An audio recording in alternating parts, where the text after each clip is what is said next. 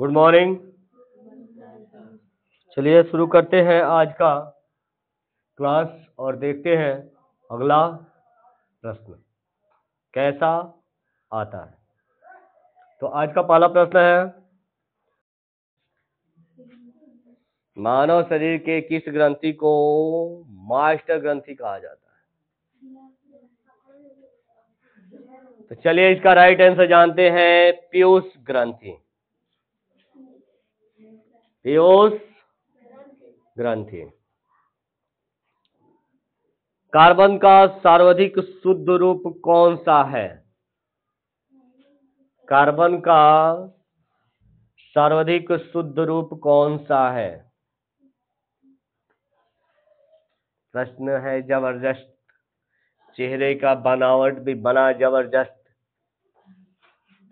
चले जानते हैं जबरदस्त तरीके से इसका आंसर,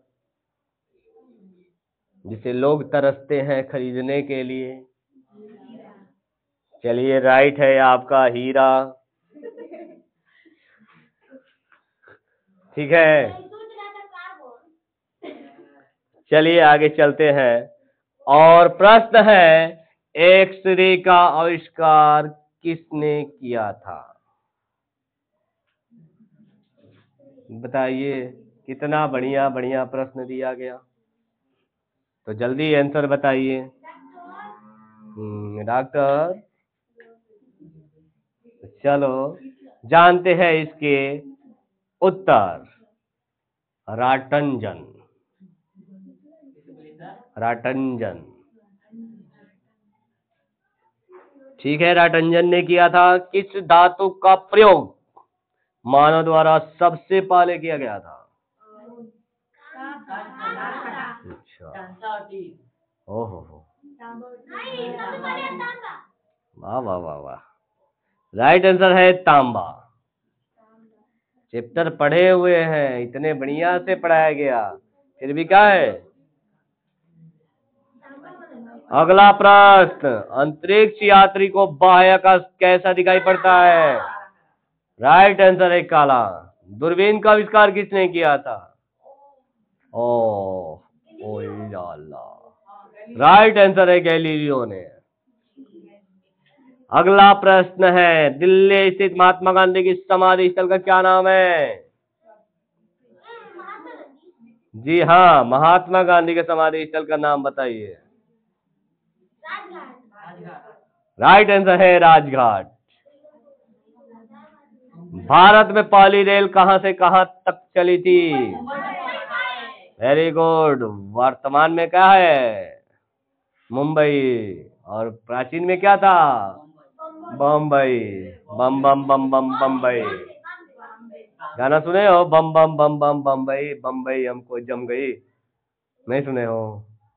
अब नए युग के हो तो नए गाने सुनेंगे ना। चलो, सुनते सब हैं लेकिन बताता कोई नहीं। ऐसा बात ही नहीं है कि गाना बजता हो तुम कान में रुई लगाए हो। हाँ सच में है। कितने शरीफ बच्चे कहते हैं कि सर हमने तो गाली कभी सुना ही नहीं। ठीक वैसे ही बात होती है, हमने गाना कभी सुना ही नहीं। ये अजूबा होते हैं। हाँ?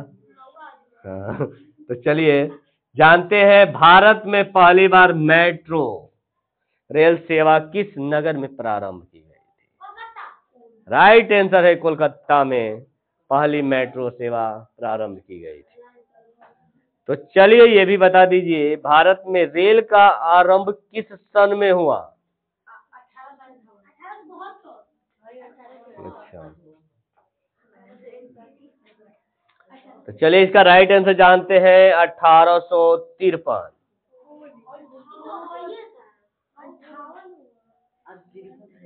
चलिए अगला प्रश्न, प्रथम भारतीय अंतरिक्ष यात्री कौन थे? अच्छा, तो प्रथम भारत की प्रथम महिला मुख्यमंत्री कौन थी?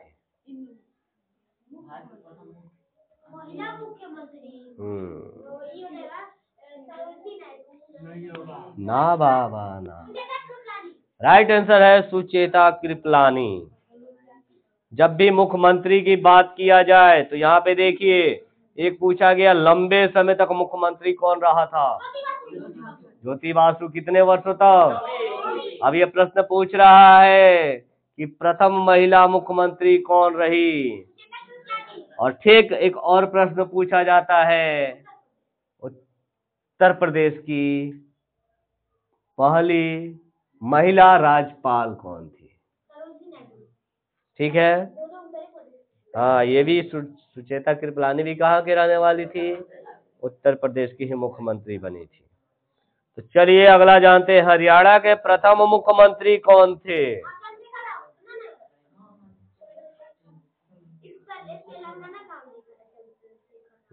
देखा नहीं था, क्वेश्चन हो भी चुका है। ठीक है, चलिए हरियाणा के प्रथम मुख्यमंत्री कौन थे? तो चलिए जानते हैं पंडित भगवत दयाल शर्मा। तो इसी के साथ जानते हैं कि अपने प्रदेश के प्रथम मुख्यमंत्री कौन थे, यानी कि अपना प्रदेश उत्तर प्रदेश। तो बताइए कि कौन थे? नहीं पता? ढूंढ के आना। तो बता दो। ग ग ग ग ग ग ग ग ग ग ग ग ग ग ग ना बताया जाए तो ठीक है। अगला प्रश्न देखते हैं। संयुक्त राष्ट्र संघ की स्थापना कब हुई? राइट आंसर है 24 अक्टूबर 1945 को। तो चलिए एक प्रश्न और भी बनता है आपके लिए। संयुक्त राष्ट्र संघ का मुख्यालय कहाँ आया? Very good, New York. तो संयुक्त राष्ट्र संघ के पहले महासचिव कौन थे? सचिव। संयुक्त राष्ट्र संघ के पहले महासचिव कौन थे? तो चलिए इसका राइट आंसर जानते हैं त्रिगवेली। त्रिगवेली। तो चलिए अगले प्रश्न पे चलते हैं और देखते हैं कि ये प्रश्न कैसा है। कैसा लगा? रहने दिया जाए? नहीं रहने दिया जाए? कहाँ है? अच्छा लग रहा है?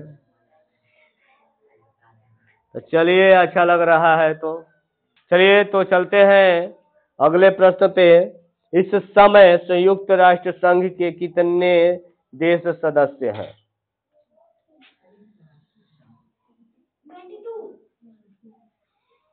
Wrong answer. Wrong answer.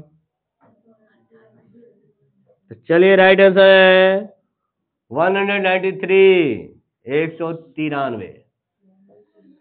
अगला प्रश्न है संयुक्त राष्ट्र संघ सुरक्षा परिषद के कितने देश सदस्य होते हैं? रॉन्ग। चलिए राइट है 15। अगला प्रश्न संयुक्त राष्ट्र संघ सुरक्षा परिषद के कितने देश स्थायी सदस्य हैं?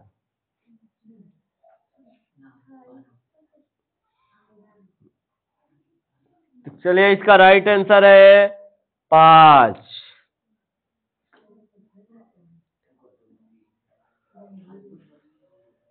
तो चलिए अंतर्राष्ट्रीय न्यायालय कहाँ स्थित है? अंतर्राष्ट्रीय न्यायालय हो गया तो विश्व में न होगा।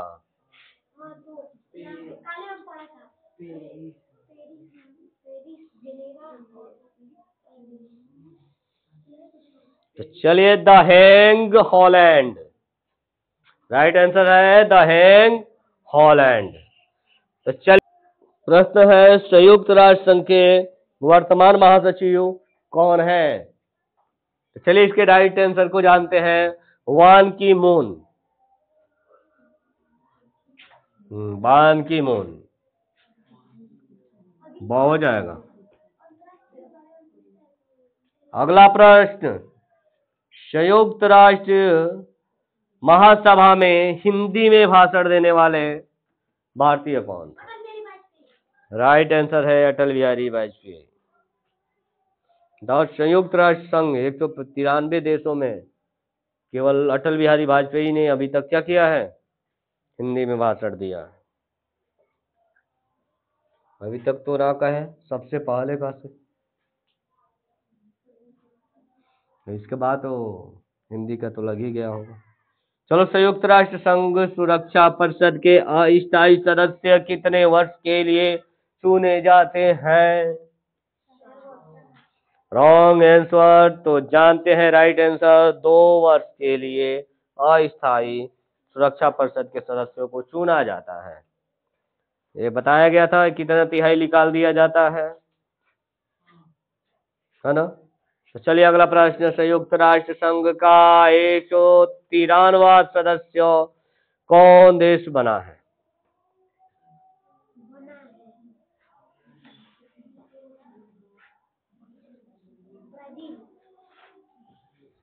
अब बना था। चलिए इसके राइट आंसर जानते हैं, दक्षिणी सूडान। किस विटामिन की कमी से खून का रुकाव बंद नहीं होता? राइट आंसर विटामिन के। हिंदी दिवस कब मनाया जाता? बहुत बढ़िया।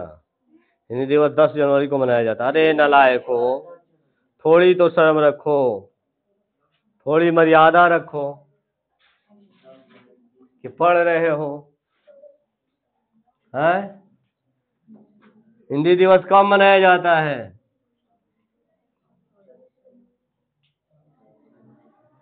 चलिए तो इसका राइट आंसर है 14 सितंबर। चलिए अगला प्रश्न है, संविधान के किस अनुच्छेद द्वारा हिंदी को राष्ट्रीय भाषा घोषित किया गया?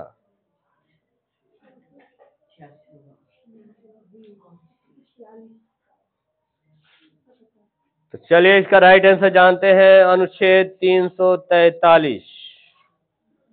अनुच्छेद 343 के अनुसार। अगला प्रश्न है, ओलंपिक खेलों की एकल स्पर्धा में स्वर्ण पदक जीतने वाला एकमात्र भारतीय कौन है? राइट आंसर है अभिनव बिंद्रा। अभिनव बिंद्रा। ओलंपिक खेलों का आयोजन कितने वर्षों बाद होता है? गुड, 4 वर्ष। सन 2016 में ओलंपिक खेल कहाँ किए गए?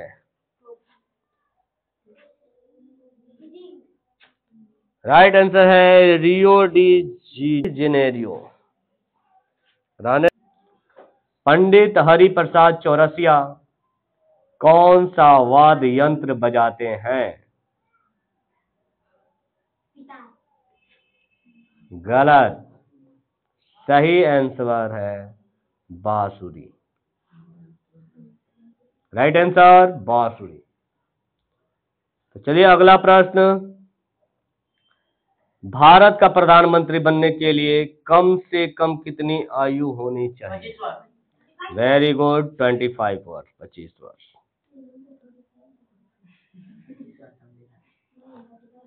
चलिए अगला, सांची के स्तूप का निर्माण किसने करवाया था? बताओ, इतना बढ़िया प्रश्न जो आप इतिहास के बुक में आपको पढ़ाया गया है। राइट आंसर है अशोक। अगला प्रश्न, यक्षगान किस राज्य का लोक नृत्य है? Very good, Karnataka. अगला प्रश्न, मैक मोहन रेखा किन 2 देशों के बीच सीमा बनाती है? राइट आंसर है चीन और भारत। चलिए अगले प्रश्न के क्रम में चलते हैं और प्रश्न है बहुत ही बढ़िया प्रश्न, प्याज में खाद्य भाग कौन सा है? यानी कि प्याज का कौन सा भाग खाने योग्य है? कौन सा भाग आप खाते हैं प्याज का?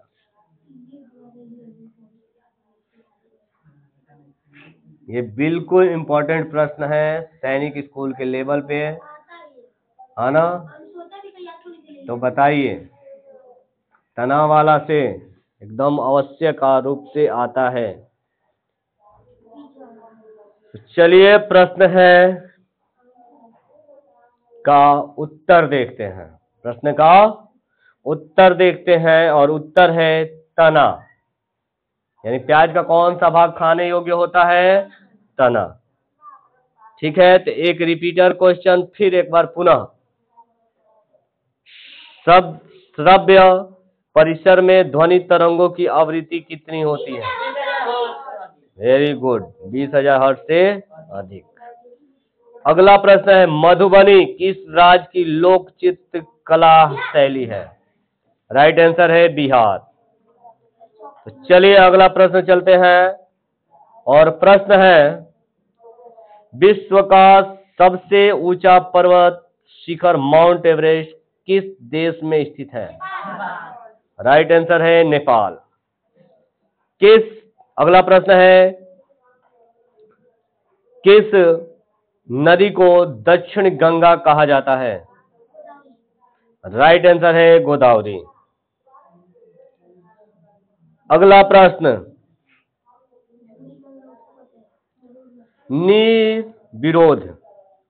निर्विरोध चुने जाने वाले एकमात्र राष्ट्रपति कौन थे?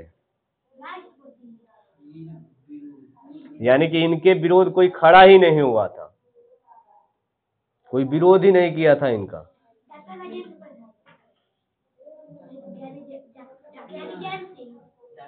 चलिए इनका राइट आंसर है इस प्रश्न का नीलम संजीवा रेड्डी। ठीक है, नीलम संजीवा रेड्डी।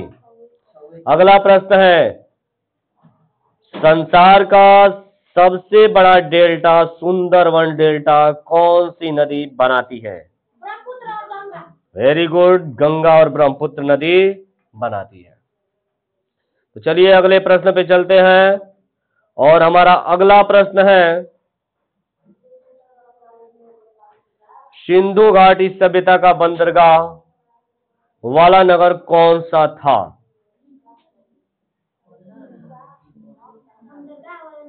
बंदरगाह वाला नगर।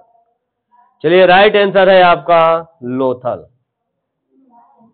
अगला प्रश्न है, किसे सितार और तबले का जनक माना जाता है?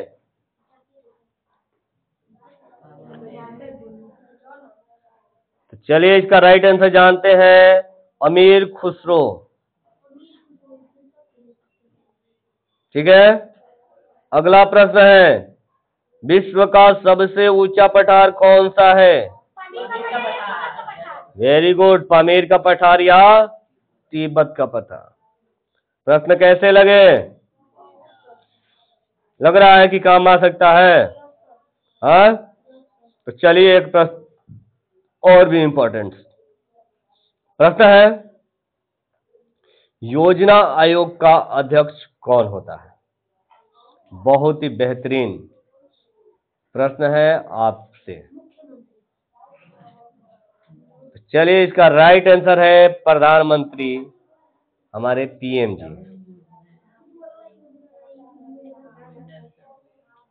ये सारी चीजें करंट अफेयर्स से है बाबू, ये सारी चीजें आपको थोड़ा सा ध्यान देना होगा।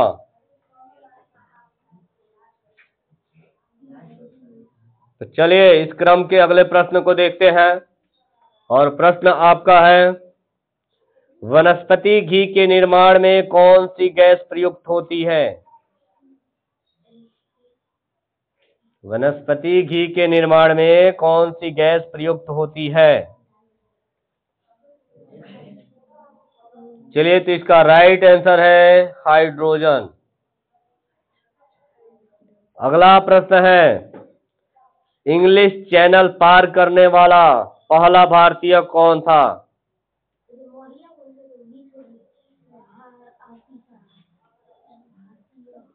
इंग्लिश चैनल पार करने वाला पहला भारतीय कौन था? तो चलिए इसके राइट आंसर को देखते हैं, मिहिर सेन। मिहिर सेन।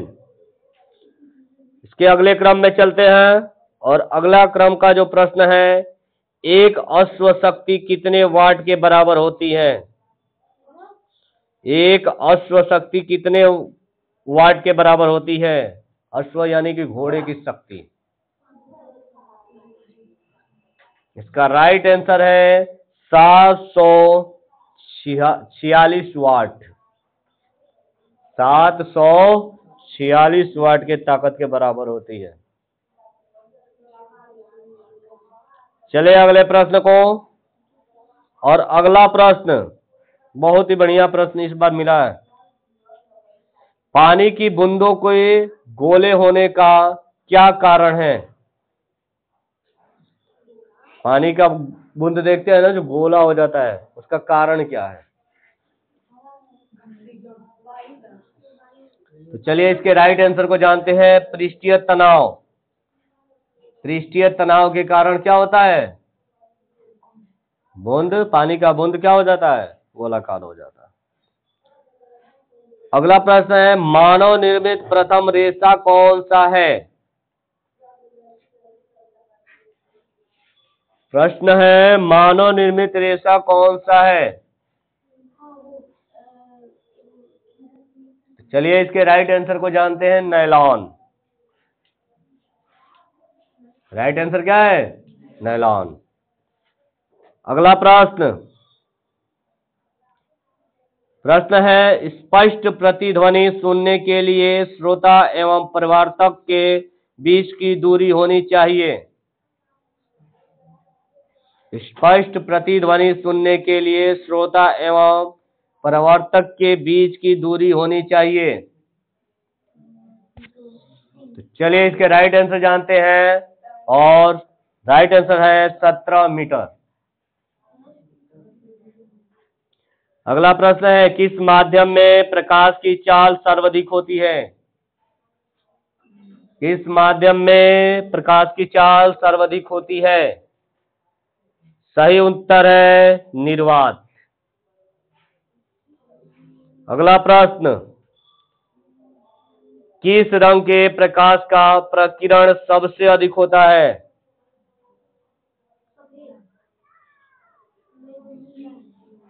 तो चलिए इसका राइट आंसर है बैगनी। याद रखिएगा। और सबसे कम किसका होता है? लाल का। प्रकीर्ण की बात किया जाए तो सबसे कम होता है लाल का, और सबसे ज्यादा किसका हो गया? बैगनी का। चले अगला, कह रहा है कि वाहनों की हेडलाइट में किस दर्पण का उपयोग किया जाता है? बहुत बढ़िया प्रश्न है। वाहन का है जो हेडलाइट होता है ना, उसमें किस दर्पण का उपयोग किया जाता है? दर्पण यानी कि शीशे का। किस प्रकार का शीशा होता है? उत्तल या अवतल?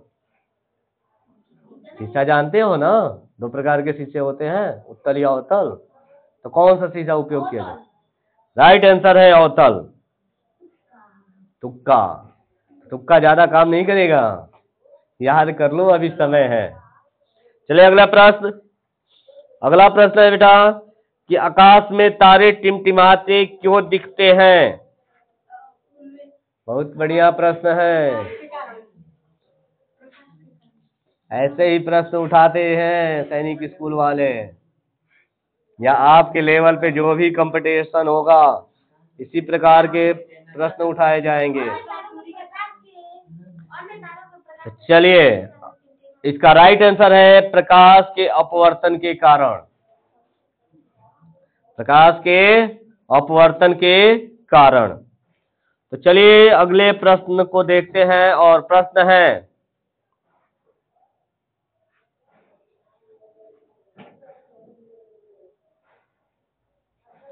प्राथमिक रंग किसे कहा जाता है? बहुत बढ़िया प्रश्न है।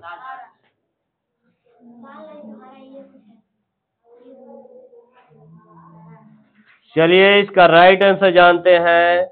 आपका लाल भी है, हरा भी है, और एक और इसका दोस्त है नीला, है ना। तीनों याद रखिएगा, लाल, हरा, नीला को प्राथमिक रंग कहा जाता है।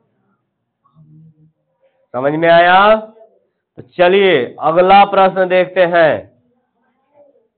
प्रश्न है, वायुयानों के टायरों में कौन सी गैस भरी जाती है? बहुत बढ़िया प्रश्न है।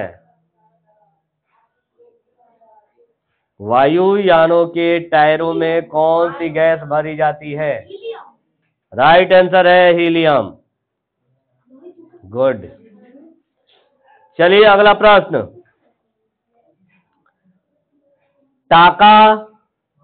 टांका धातु या सोलर में किस धातु का मिश्रण होता है?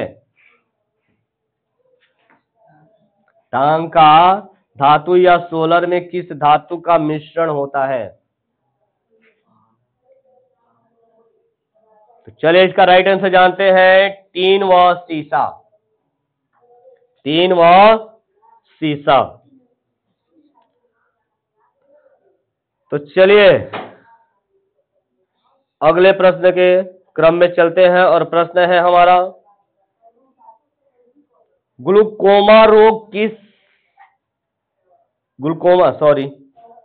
प्रश्न है हमारा, ग्लूकोमा रोग शरीर के किस अंग से संबंधित है?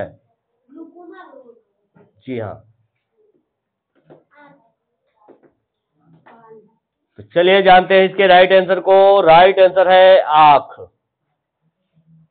आंख से संबंधित होता है ग्लूकोमा रोग।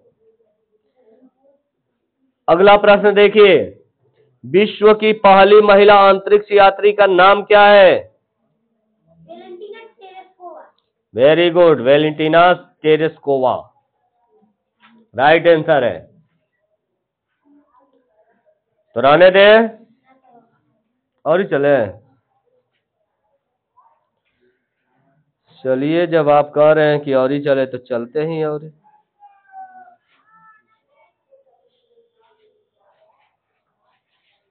चलिए चलते चलते आगे चलते आते हैं अगले प्रश्न पे। और प्रश्न है, सन 2012 के ओलंपिक खेलों में कांस्य पदक जीतने वाली साइना नेहवाल का संबंध किस खेल से है? Very good, badminton. अगला प्रश्न, भारत में ओलंपिक खेलों में पहली बार किस वर्ष भाग लिया था? भारत ने ओलंपिक खेलों में पहली बार किस वर्ष भाग लिया था?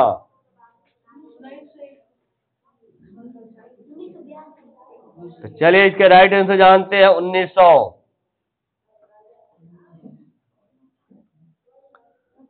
अगला प्रश्न, ओलंपिक खेलों में पदक जीतने वाली पहली भारतीय महिला खिलाड़ी कौन है? इसका राइट आंसर है कणयम मल्लेश्वरी।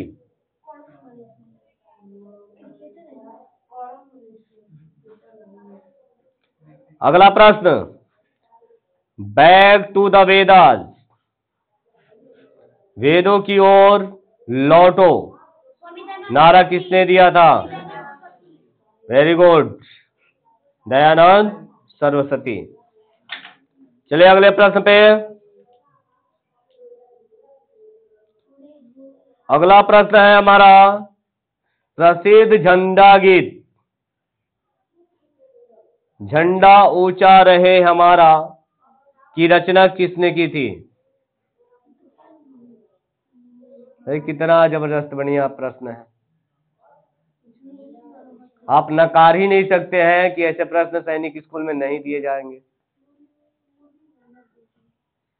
तो चले इसके राइट आंसर जानते हैं, श्यामलाल गुप्त पार्षद। श्यामलाल गुप्त पार्षद। तो चलिए अगला प्रश्न है, पशुओं में मिल्क फीवर बीमारी किसकी कमी के कारण होती है? पशुओं में मिल्क फीवर बीमारी किस कमी के कारण होती है? तो चलिए इसके राइट आंसर चलते हैं, कैल्शियम के कारण होती है, आयोडीन के कारण नहीं। तो चलिए अगले प्रश्न पे। और अगला प्रश्न है हमारा, मानव शरीर के किस अंग द्वारा यूरिया को रक्त से फिल्टर किया जाता है? बहुत बढ़िया प्रश्न है, रॉन्ग आंसर है। वेरी गुड, गुर्दे। गुर्दे को क्या कहा जाता है? किडनी। चले तो अगले प्रश्न पे। अगला प्रश्न है, किस एकमात्र भारतीय को अर्थशास्त्र में नोबेल पुरस्कार मिला है?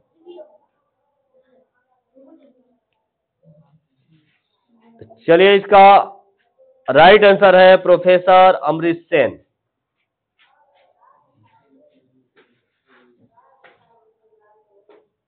अगले प्रश्न पे चलते हैं और हमारा अगला प्रश्न है, भारत रत्न उस्ताद बिस्मिल्लाह खां किस वाद्य यंत्र के वाद्य में विख्यात रहे हैं? प्रश्न रिपीट हो चुका है, लेकिन थोड़ा सा प्रश्न पूछने का तरीका क्या हुआ है? बदल गया है। प्रश्न को थोड़ा सा घुमाऊ तरीके से पूछ दिया गया है, लेकिन इससे पहले आपको इस प्रश्न का उत्तर बताया जा चुका है। भारत रत्न उस्ताद बिस्मिल्लाह खां किस वाद्य यंत्र के वादन में विख्यात रहे हैं? तो चलिए, इसके राइट आंसर पे चलते हैं। और राइट आंसर है शहनाई। चलिए अगला प्रश्न, और अगला प्रश्न भी बहुत ही बेहतर है। भारत के अंतिम गवर्नर जनरल कौन थे? भारत के, स्वतंत्र भारत के कहा जाता है ना? अंतिम गवर्नर जनरल कौन थे? या भारत के अंतिम गवर्नर जनरल कौन थे? इसके बाद इस पद को क्या कर दिया गया? हटा दिया गया। वेरी गुड, आहे पे मार के, सी राजगोपालचारी।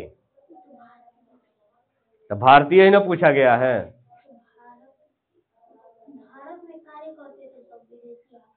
ठीक है, अगला प्रश्न,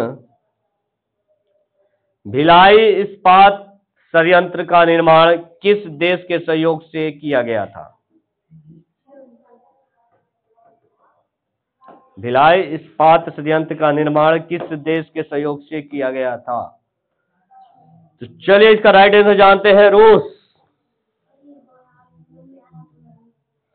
अगला प्रश्न है, उत्तरी ध्रुव में भारत के अनुसंधान केंद्र का नाम क्या है? उत्तरी ध्रुव में भारत के अनुसंधान केंद्र का नाम क्या है?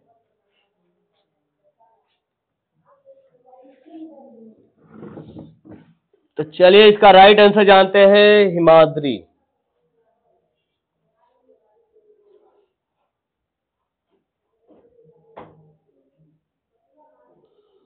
चले प्रश्न के अगले क्रम में, और हमारा अगला प्रश्न है,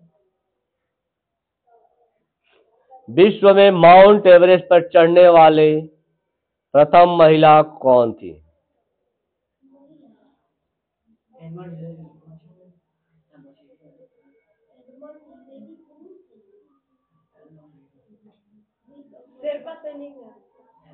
नहीं।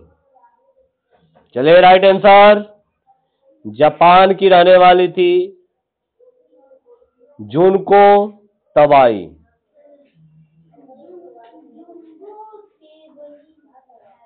जुनको तबाई। ठीक है, अगला प्रश्न देखिए, कह रहा है कि पीलिया किस अंग का रोग है?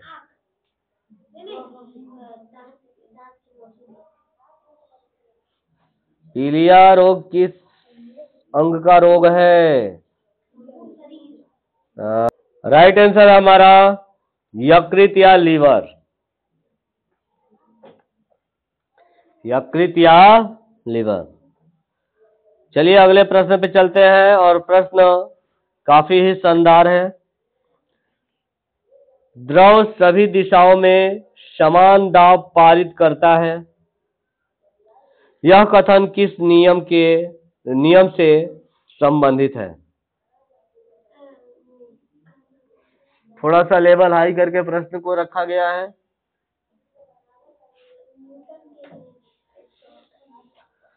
चलिए तो इसका राइट आंसर जानते हैं, पास्कल का नियम। ठीक है, थोड़ा सा लेवल हाई है, ऐसे प्रश्न नहीं आते हैं। ठीक, अगला प्रश्न, क्लोरोफिल का खनिज घटक क्या है? वेरी गुड, बहुत बढ़िया प्रश्न है। क्लोरोफिल का खनिज घटक क्या है? चलिए इसका राइट आंसर जानते हैं, मैग्नीशियम। राइट आंसर है मैग्नीशियम। अगले प्रश्न की चर्चा कर लें। और अगला हमारा प्रश्न है, एलपीजी गैस में क्या होता है? एलपीजी गैस में क्या होता है?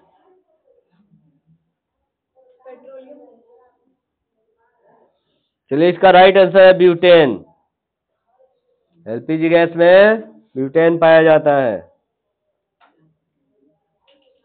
चले तो अगले प्रश्न के तरफ चलते हैं और अगला प्रश्न देखते हैं। और हमारा अगला प्रश्न है, किसने सर्वप्रथम अशोक के अभिलेखों को पढ़ा?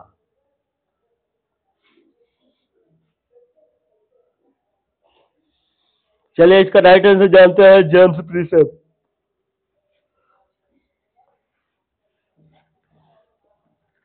अगला प्रश्न, किस बौद्ध भिक्षु के प्रभाव में अशोक ने बौद्ध धर्म ग्रहण किया?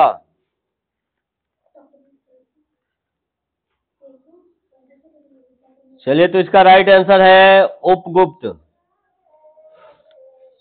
अगला प्रश्न है, कौन सा मुगल बादशाह अशिक्षित था?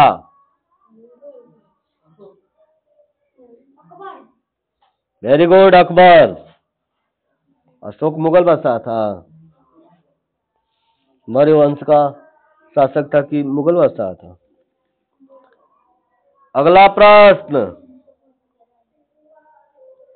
है, अमृतसर शहर की स्थापना किसने की? अमृतसर शहर की स्थापना किसने की?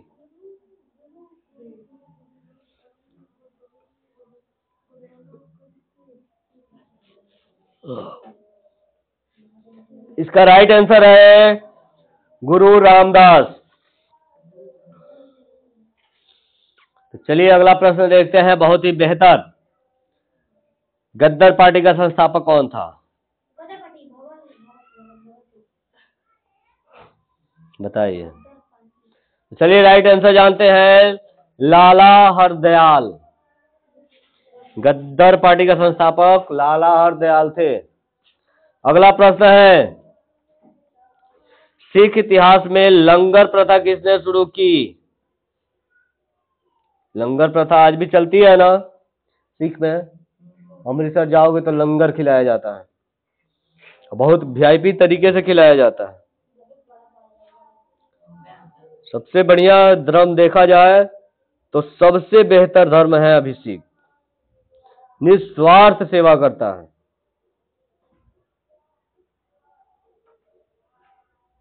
रोज कितने हजारों लाखों लोगों को खाना खिलाता है। कहीं पे भी कोई आपदा आए, ये लंगर व्यवस्था जरूर से चलती है। वर्तमान की आपकी कुछ दिनों पहले की आपदा ही देख लीजिए। आपदा क्या, सुनियोजित तरीके से किया गया कार्य। और वो कार्य क्या रहा? किसान आंदोलन, जो एक लंबे समय तक चला और लगभग 700 से अधिक लोग मारे गए किसान, जिसमें हमारी सरकार ने क्या क्या नहीं कहा किसानों को। उस समय ये सिख लोग लंगर व्यवस्था देते रह गए। एक समय था कि हमारे प्रधानमंत्री कितने बेहतर हुआ करते थे, और आज के प्रधानमंत्री उनसे कई गुना बेहतर है, जिसकी कल्पना नहीं की जा सकती। एक समय था कि हमारे प्रधानमंत्री 3 सेट ही कपड़ा रखते थे, उसमें फटी हुई धोतियां भी हो सकती थी। और आज के प्रधानमंत्री अब कितने सेट कपड़ा रखते हैं ये तो स्पष्ट आने वाला मीडिया ही बताएगा। और उस समय के प्रधानमंत्री, जिस समय हमारा देश पूरे दुविधा में फंसा हुआ था और जो सबसे पावरफुल देश था अमेरिका, धमकी दे रहा था कि तुम्हारा खाना पीना बंद कर देंगे, गेहूं देना बंद कर देंगे। कि रुक रुक, तू गेहूं बंद करेगा? जाओ बंद कर दे। उन्होंने नारा दिया जय जवान जय किसान। तो इससे स्पष्ट हो ही गया होगा कि वो कौन थे। बताओ वो कैसे प्रधानमंत्री थे और आज के हमारे प्रधानमंत्री कैसे हैं कि 1.5 साल तक किसान आंदोलन में रहे, 700 से भी अधिक किसान मारे गए और इसके बाद लास्ट में जब देखा कि भैया आप तो ज्यादा लंबी चली, तो लास्ट में आके माफी मांग रहे हैं। क्या माफी मांगने थे 700 किसान वापस आ जाएंगे? उस कड़ाके की ठंडी में उनको रख दिया जाता तो नानी याद आ जाती। जिस कड़ाके की ठंडी में वो किसान क्या कर रहे थे? आंदोलन कर रहे थे।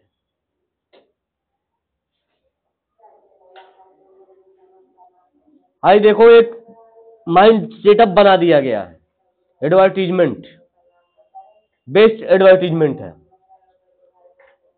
और हमारा जो भारत है उसमें नॉन एजुकेट लोग बहुत ज्यादा है। एजुकेट भी है ना तो नॉन एजुकेट के समान ही है।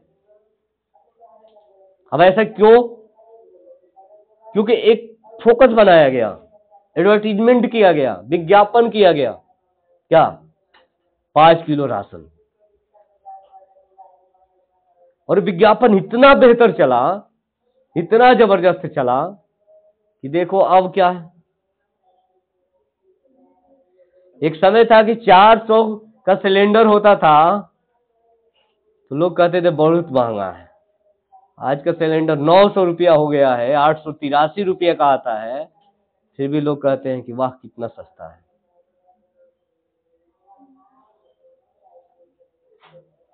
अब ऐसा क्यों है? विज्ञापन है। तो बेटा कोई भी कला है ना अपने आप में बड़ी ही रोचक होती है। अब जैसे देख लो हमारे प्रधानमंत्री जी के पास कला है, कितनी बड़ी कला है। वो कला क्या है? बताओ कौन सी कला है जो लोगों को एक जोड़ देती है? पढ़े पढ़े लिखे लोग भी क्या हो जा रहे हैं? पीछे हो जा रहे हैं। वो कौन सी ऐसी कला है जो हमारे प्रधानमंत्री को लोग विष्णु के अवतार तक भगवान के रूप धारण करवा देते हैं? बताइए। हाँ, मीडिया ने कितने बार प्रधानमंत्री को विष्णु का अवतार बना दिया। हाँ? जानते हो कला क्या है? बोलने की कला है। वाकई में हमारे प्रधानमंत्री जब भाषण देते हैं ना, जबरदस्त देते हैं और हर जगह शामिल रहते हैं। जहां पे जाएंगे उसमें वो शामिल रहते हैं बचपन से ही।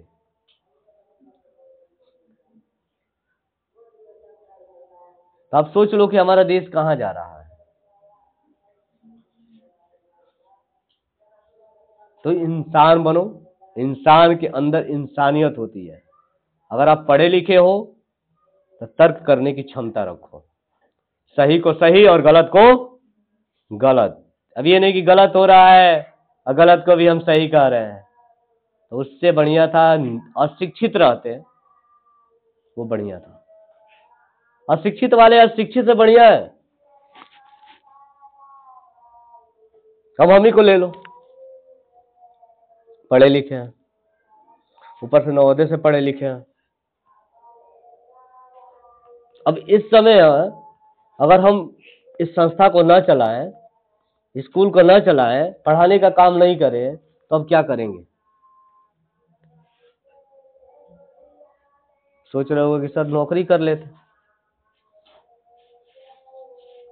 नौकरी तो 5 साल पहले हमारा डीएलएड हुआ 2020 का, 18 में वैकेंसी आई, इसके बाद तो कोई वैकेंसी नहीं आई। 2025 में हमारे शिक्षा मंत्री आए और कह दिए कि अरे भैया तो लोग रुको अभी ना, इंडिया कहता है यानी केंद्र कहता है कि 30 पे 1 टीचर होगा, हमारे यूपी कहता है कि 22 पे 1 टीचर हम दे दिए हैं। तो जो तुम लोग किए हो ना, अभी एकदम शांति रहो, बैठे रहो, जाके प्राइवेट स्कूलों में पढ़ाते रहो। तो अब इस स्थिति में क्या किया जाए? चाय का दुकान खोला जाए, पकौड़े का दुकान खोला जाए, क्या डाल दिया जाए? नवोदय पकौड़ा वाला, नवोदय चाय वाला। तो इतना पढ़े लिखे लोगों के पास इतनी समझदारी नहीं है कि हम कर क्या रहे हैं। ये सोचने वाली बात आज के लिए नहीं है, आने वाले समय के लिए है कि आपके समय में क्या होगा। आपके माँ बाप पढ़ा रहे हैं, सोच रहे होंगे, यही ना आशा रखिए, क्योंकि जो पढ़े लिखे, कम पढ़े लिखे होते हैं ना, सोचते हैं ना कि हमारा बेटा ना सरकारी नौकरी करेगा, भले पैसे किसी से कमाए, उससे मतलब नहीं है, सरकारी नौकरी वाला है। देख लो सरकारी नौकरी वाला कलुट्ठा भी है ना, बीवी देखो कैसी है, ऊपर से बिना मांगे 4 पैरों वाली गाड़ी तो एकदम खड़ी हो जाती है। वो ना मांगे तब भी, केवल किसका धप्पा है? सरकारी नौकरी वाला है। और एक प्राइवेट वाला दिनों रात काहे नहीं लाखों रुपया महीने का कमा रहा हो, फिर भी लोग कहते हैं अरे ये प्राइवेट है यार, इसको क्या मुंह खुल। तो बताओ क्या मतलब है? आने वाले समय में क्या होगा, तुम्हारा क्या होगा, ये सोचने वाली बात है। क्योंकि जितनी भी संस्थाएं थी सरकारी, जितनी भी संस्थाएं थी, वो क्या होती गई? प्राइवेट में चली गई। प्राइवेट वालों को देख लेना क्या करते हैं, खूब काम करवाएंगे, उसके बाद पैसा देंगे। पैसा तो अच्छा देते हैं, लेकिन आज के बच्चों के पास क्षमता नहीं है खूब काम करने की। नहीं यकीन हो तो ले जाओ खेतों में, इनको 2 घंटे के लिए काम कराओ, देखो इनकी नानी याद आ जाएंगी। एक समय था कि हम लोगों के समय पूरा खेत पटा दिया जाता था, खेत में फावड़ा लेके नाली मेड़ लगाया जाता था। आज भी देहातों में बच्चे करते हैं।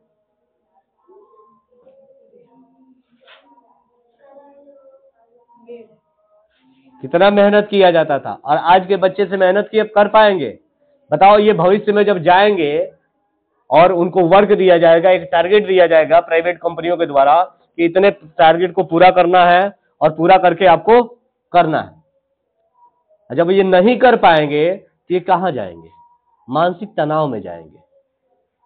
और आज वही हो रहा है, लोग मानसिक तनाव के कारण मर रहे हैं। पहले के लोगों को देखो, 2-2 साल, 1.5 साल, 100 साल, 120 साल जिंदा रह जाते थे। आज 45 से 50 भी जाना मुश्किल, से 60 भी जाना मुश्किल है।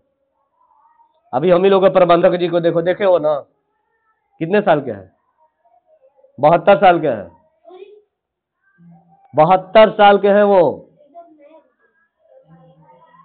और हम लोगों से ज्यादा मेहनत करते हैं। सुबह उठेंगे ना तो पूरा एकदम स्कूल का झाड़ू वाड़ू, बाहर का झाड़ू वाड़ू भी लगा देते हैं। और आज हम लोग फ्यूचर 72 साल के होंगे तो कर पाएंगे? पता चलेगा 50 से 45 से 50 में टपक जाएंगे।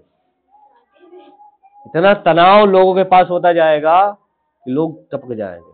प्राइवेट वाले बढ़िया है, क्योंकि ये शौक था, देना भी चाहिए था, लेकिन इसमें दायित्व था अधिकारियों का उसे सुधारने का। आज देखो जिसको सरकारी नौकरी मिल गया बल्ले बल्ले है, सबसे बढ़िया, सबसे जिसकी बेहतर जिम्मेदारी दी गई है वही सबसे निकम्मा है। बताओ कौन? हा? जो देश का निर्माण कर सकता है, बेहतर देश का निर्माण करता है, वही सबसे निकम्मा आज का सरकार में, आज की डेट में है। सरकारी नौकरी वाले नहीं, वो सरकारी नौकरी वाले देश का निर्माण नहीं करते हैं, देश का निर्माण शिक्षक करता है।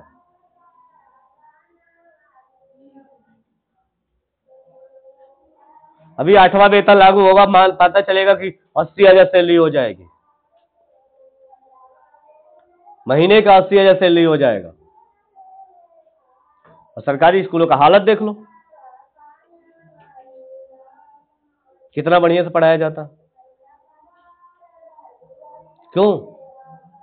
क्योंकि उसमें हम लोग जैसे व्यक्ति नहीं जाते हैं, पढ़े लिखे लोग व्यक्ति नहीं जाते हैं, उनके बच्चे नहीं पढ़ते हैं। उसमें केवल वही बच्चे पढ़ते हैं जिसके पिता पढ़े लिखे नहीं हैं, मजदूरी कर रहे हैं, वही बच्चे उसमें पढ़ते हैं।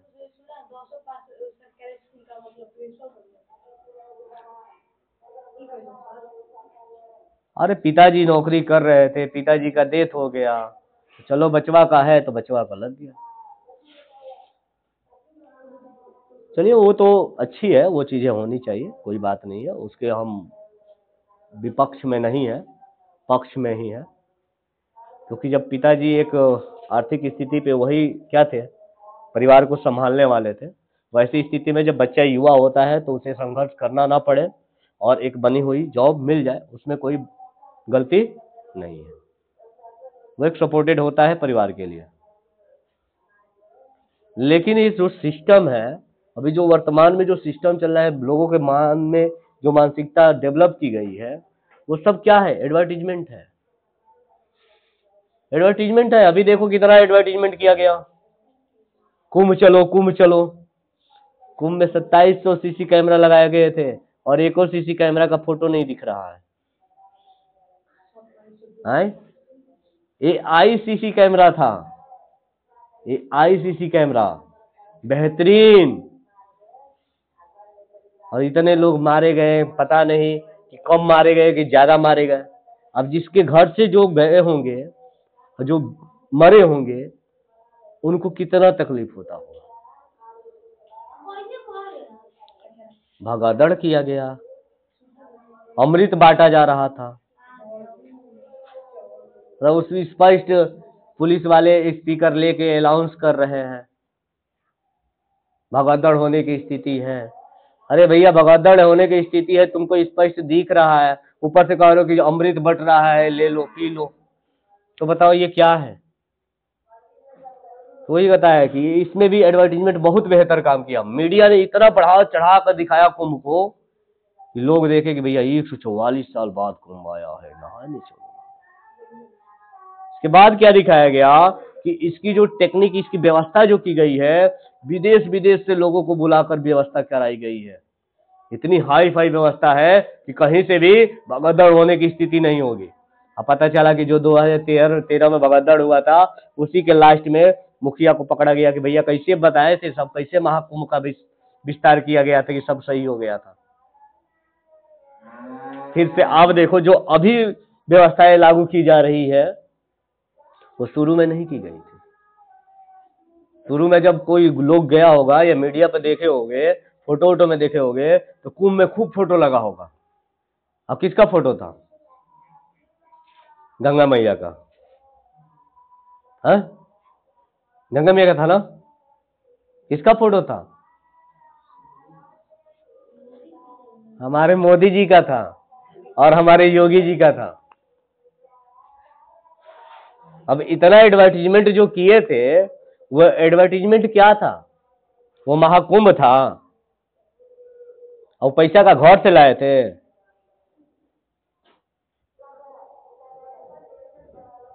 जनता का पैसा लेकर फिजूल खर्च में आप अपने सत्ता को पाने के लिए एक बेहतर तरीके से एडवर्टीजमेंट कर रहे हैं।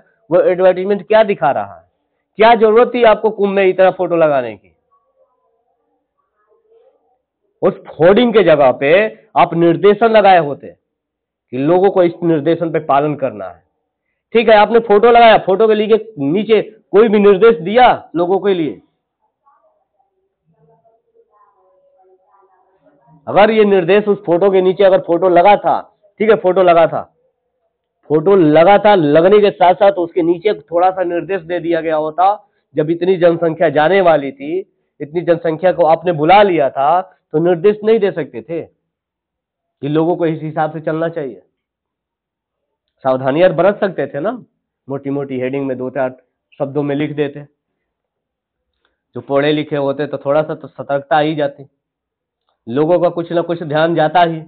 जो विशाल फोटो पे जा रहा था, अरे भैया मोदी जी, अरे भैया योगी जी, तो उसके साथ दो शब्द भी लिखे गए होते तो लोगों को उस पर भी ध्यान जाता।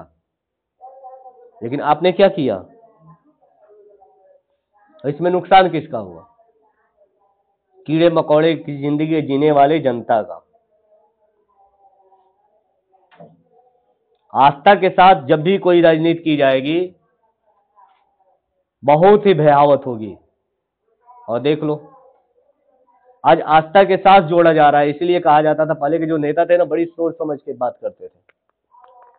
कभी भी राजनीति में धर्म नहीं आना चाहिए, और वर्तमान राजनीति धर्म पे ही खेली जा रही है।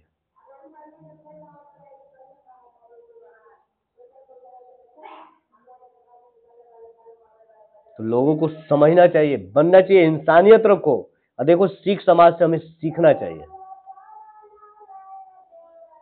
क्या उनको फायदा होता है। अभी सिख का एक हॉस्पिटल भी खुला है दिल्ली में, फ्री सेवा है, सारा चेकअप फ्री है। क्या वो समाज नहीं है, वो कास्ट नहीं है? और हम चिल्ला रहे हैं कि सनातन धर्म बहुत बढ़िया धर्म।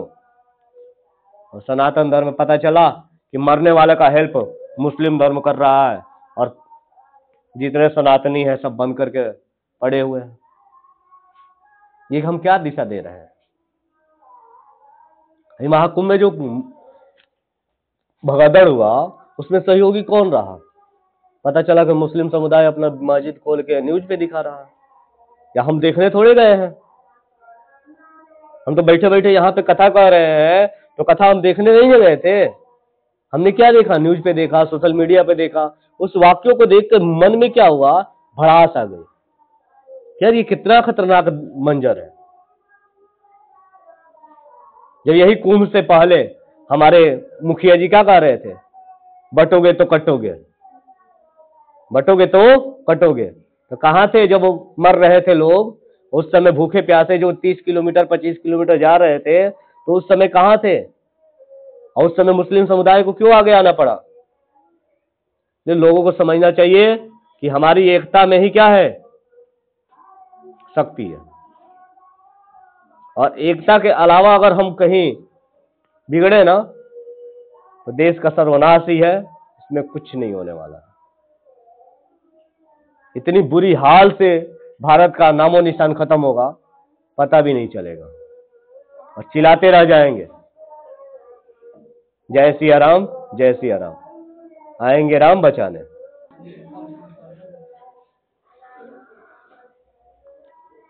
अगला जो हमारा प्रश्न है,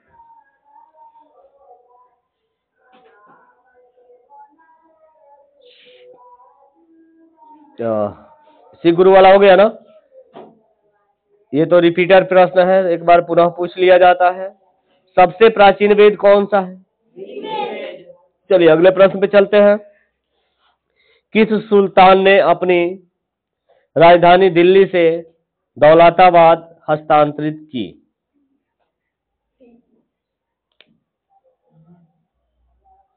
चलिए इसका राइट आंसर है मोहम्मद बिन तुगलक। दिल्ली को कहा कर दिया? दौलताबाद कर दिया था। तो चलिए अगला प्रश्न, बहुत बढ़िया, और लास्ट ही प्रश्न होंगे, इसके बाद इसको क्लोज कर दिया जाएगा। एक और प्रश्न है इसमें, और प्रश्न बढ़िया है। प्रश्न है प्रथम पंचवर्षीय योजना कब प्रारंभ की गई?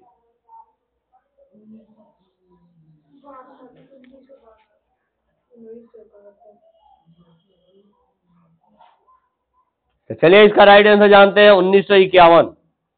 याद रखिएगा 1951 में पहली पंचवर्षीय योजना चालू की गई थी, 5 वर्षों तक शासन चलाने की। अब पंचवर्षीय योजना का किस में नाम बदल दिया गया है, इसका बताना है आपको, है ना? अब ये जो पंचवर्षीय योजना चल रही थी, अब हमारे जो मंत्री जी हैं, देवता समान तुल्य समान, उन्होंने इनको भी बदल दिया है। ठीक है, तो इसको बताना है कि अभी वर्तमान में जो ये योजना है किस रूप में आई है और नया नाम क्या दिया गया है। पंचवर्षीय योजना का नया नाम क्या है? ठीक है, अगला प्रश्न देखिए। चीन यात्री ह्वेन सांग ने किस विश्वविद्यालय में अध्ययन किया?